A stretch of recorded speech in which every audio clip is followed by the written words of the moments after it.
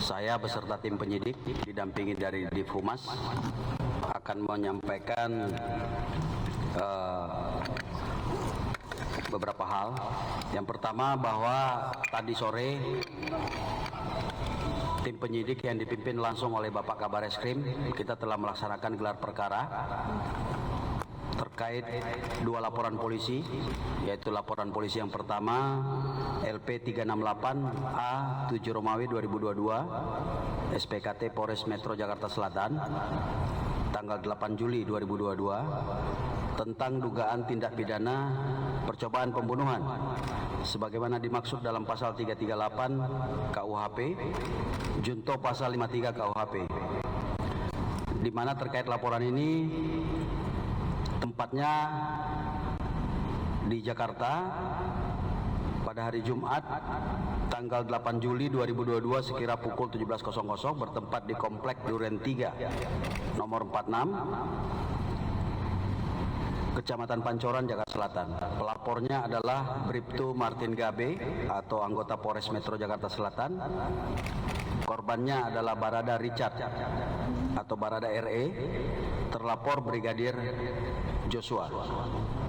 Kemudian laporan polisi yang kedua yaitu LPB 1630 7 Romawi 2022 SPKT Polres Metro Jakarta Selatan Polda Metro Jaya tanggal 9 Juli 2022 tentang kejahatan terhadap kesopanan dan atau perbuatan memaksa seseorang dengan kekerasan atau ancaman kekerasan dan atau kekerasan seksual sebagaimana dimaksud dalam pasal 289 KUHP dan atau pasal 335 KUHP dan atau pasal 4 junto pasal 6 Undang-Undang Republik Indonesia nomor 12 tahun 2022 tentang tindak pidana kekerasan seksual, di mana waktu kejadian diduga pada hari Jumat tanggal 8 Juli sekitar pukul 17.00 WIB bertempat sama Komplek Polri Duren 3 Kecamatan Pancoran, Jaksel dengan pelapor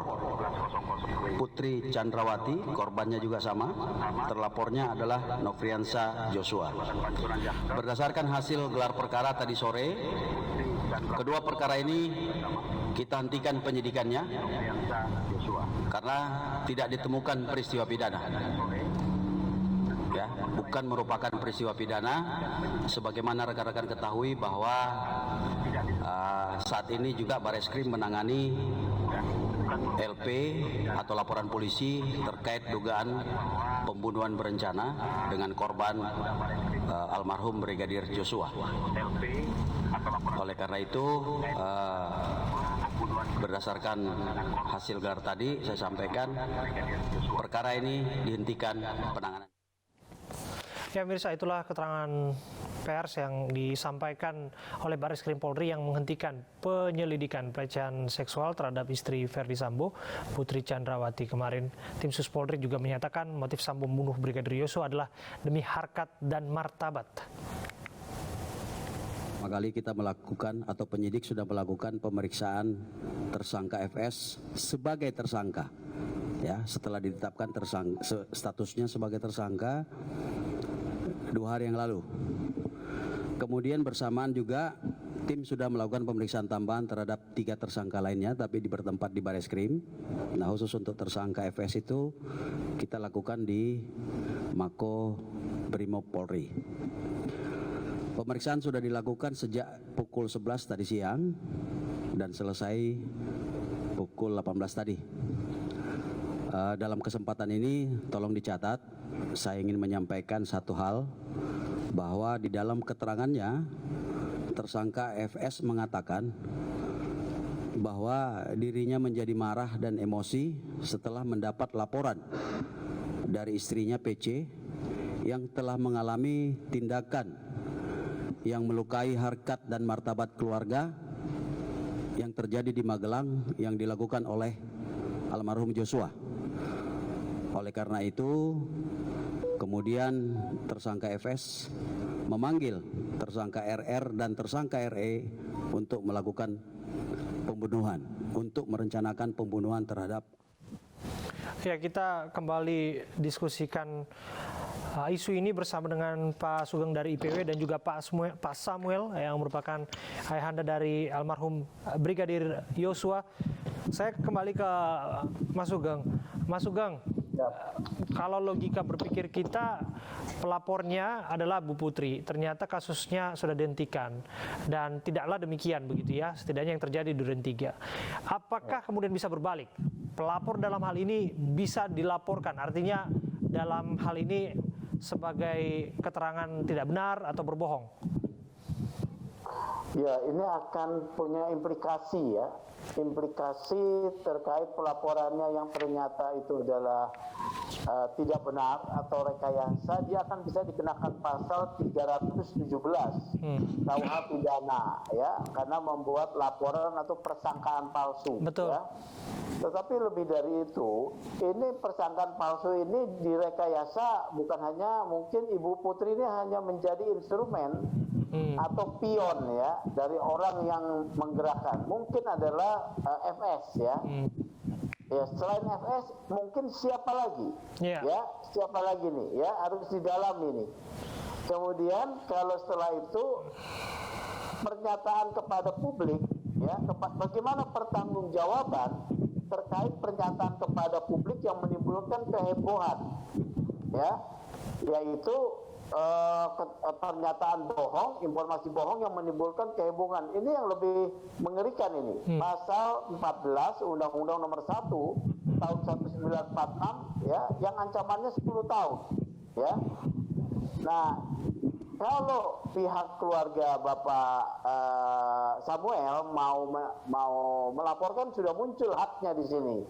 Jadi pengacara Bapak, Pak Kamarudin, ya bisa untuk dimintakan bantuan hukumnya, membuat konstruksi ini dan membuat laporan baru tentunya ya. Tapi saya juga secara pribadi ya kasihan dengan Ibu Putri ini ya, secara pribadi ya. Dia mendapat tekanan yang besar dari suaminya. Tekanan apa yang Anda maksud? Mohon maaf, tekanan apa yang Anda maksud?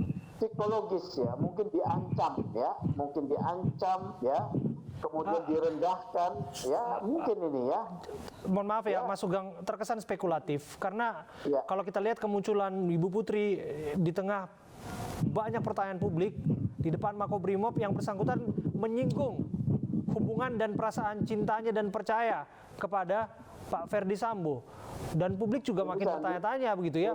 Ini sandiwara ya sebetulnya. Kalau pernyataan itu untuk kepentingan internal dia menguatkan anaknya ya. Ini memang kompleksitas ini ya.